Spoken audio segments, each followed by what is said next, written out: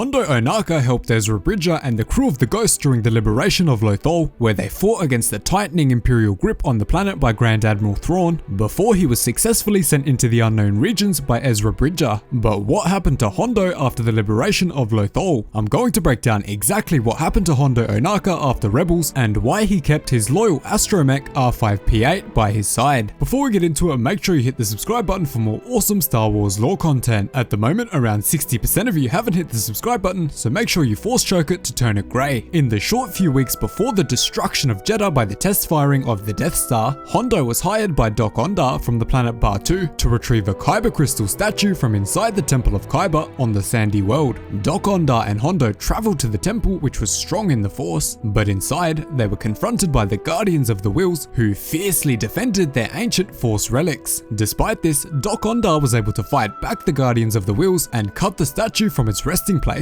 with the lightsaber of Ki-Adi Mundi, which he had purchased from Jabba the Hutt years earlier. Let me know down below if you'd like to hear the story of what happened to Ki-Adi Mundi's lightsaber after he was gunned down during Order 66. It's a really interesting story and very surprising. As Hondo and Dok-Ondar made their way out of the temple with the statue, they were confronted by Chirrut Imwe. Eventually, Chirrut allowed them to leave with the statue. Hondo then loaded the Kyber statue onto their shuttle, and they were able to successfully navigate past the Empire's tight blockade of the area. Sometime after the Battle of Yavin, but before the Battle of Hoth, a man from Tatooine named Saponza, along with his business partner, accepted a contract from Hondo where he worked as a subcontractor to him, but was not a full member of Hondo's crew. The business venture included many extremely important jobs, and of course a large amount of profit. Saponza and his partner quickly established a base of operations at their Tatooine homestead, but they soon attracted the wrath of the mighty Jabba the Hutt because of their criminal activity. Bib Fortuna attempted to warn the two that Jabba would soon seek revenge against them for their activities, including killing 6 of his henchmen, but they did not listen. They simply believed that Jabba would forget about them after a short amount of time, or would not even bother to go after them. Unfortunately, they were completely wrong about this, and soon after, Jabba sent his men to completely burn the base of operations to the ground, leaving nothing but the black and red scorching embers in the yellow sands. The two men quickly realized that they could not defeat Jabba on their own, and were forced to leave the business agreement with Hondo, strongly disappointing him. Following this, they were forced to choose between the Empire or the Rebel Alliance, eventually choosing the Rebels. This will be important later on, so keep that in mind. Sometime after the Battle of Endor, a portrait of Hondo Ohnaka was hung inside of Maz Kanata's castle on Takodana. It's not clear exactly what Hondo did to earn a portrait of himself on the castle, but he probably helped Maz Kanata out in a time of need, or proved to be a reliable trading partner, which is slightly out of character for the pirate. Either way, it's awesome to see it make an appearance there. Let me know down below, when was the first time that you noticed at all that Hondo was on the Takodana map from Battlefront 2? Many years later, after the Cold War between the First Order and the Resistance began to simmer, Hondo established a new shipping company on the planet Batuu named Ohnaka Transport Solutions. For those of you who don't know, the Galaxy's Edge theme park in the real world is actually canon and is set at the Black Spire outpost on the planet Batuu. For this reason, we know that Hondo and many other characters who appear there in real life are actually still alive in canon. After the creation of Ohnaka Transport Solutions, Hondo reunited with his incredibly loyal astromech droid from the Clone Wars R5P8 because he would prove to be very useful in the operation of his new company. During the rise of the Galactic Empire, R5 had been separated from Hondo after the Ohnaka gang was dissolved, forcing the shiny astromech to join a new gang led by an old member of Hondo's crew called Quorm. Honestly, really awesome to see that Hondo and his droid were able to reunite after all those years apart. So if you ever get the chance to go to Galaxy's Edge, make sure you look out for Hondo, who is right there on Batuu. A short while after starting the new company, a mercenary and later spy for the First Order, Bazine Natal, who you might remember from the background of The Force Awakens, accused Hondo of creating the transport company as a front group for a smuggling operation. And there's no point even denying this one, that's exactly what Hondo did. He created Ohnaka Transport Solutions as a cover for his massive smuggling ring. After all this time, Hondo still hadn't changed from his pirate ways, despite claiming to be a legitimate businessman. Sometime after this, a smuggler named Kendo Voss and her gang of human smugglers attempted to steal the rare and powerful Sith artifact known as the Sword of Kashyyyk from the same Ithorian antiques dealer known as Dok-Ondar at the Black Spire outpost. If you do ever get the chance to go to Galaxy's Edge, you can visit him in his shop, which is pretty awesome. It was believed throughout the galaxy that this Sith artifact was actually cursed and would cause the user to turn on their allies if held. Kendo tries to convince Hondo that he would not only have to steal the blade of the weapon from Dok-Ondar, but also smuggle smuggle it through a First Order blockade after. Hondo's crew quickly realized, however, that Hondo is actually working for Dok-Ondar in secret, reporting back information about their plans to him through a live recording droid. Once the crew realize, they return the favor, recording Hondo while he reports back to Dok-Ondar, compromising the mission, resulting in failure.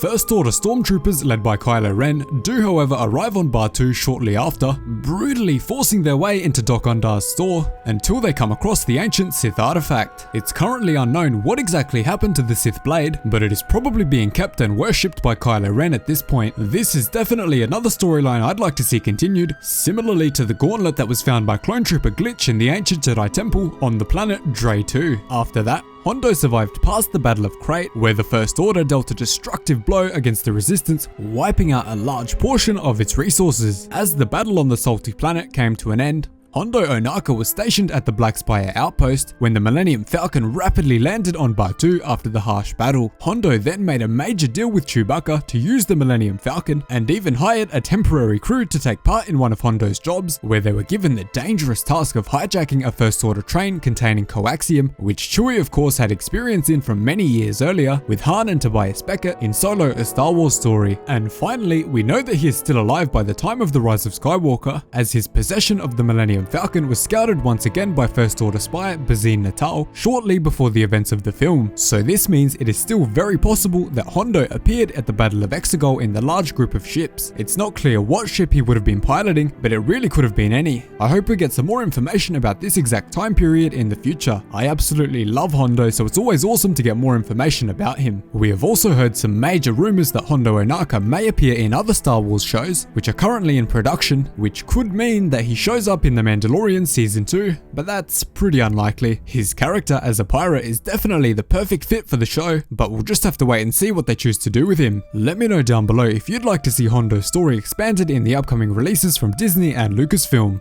Because we know that Hondo is conducting major business operations around the time of the early Empire, I think we'll definitely see him show up in the Bad Batch show, maybe even hiring the Bad Batch to become mercenaries for him and to settle scores with other pirates. That would be awesome. He also pretty much has to appear in the Rebels sequel series, as he ended up becoming one of the primary characters towards the end of Star Wars Rebels, and also formed a deep connection with Ezra Bridger and the crew, so I'd love to see how he contributes to the search for the lost boy. But again, let me know what you think down below. I'd love to hear what you guys have to say. So that is the full story of what happened to Hondo Ohnaka after Star Wars Rebels. It's really awesome to know that he is still alive and deeply connected to the lore of Galaxy's Edge and the Black Spire outpost. Let me know down below if you'd like to see Hondo appear in more TV series, maybe even in the past, like the Bad Batch show or the Rebels sequel series, which we know are both coming pretty soon. Thanks so much for watching, really hope you enjoyed the video. Cheers guys, hope to see you in the next one.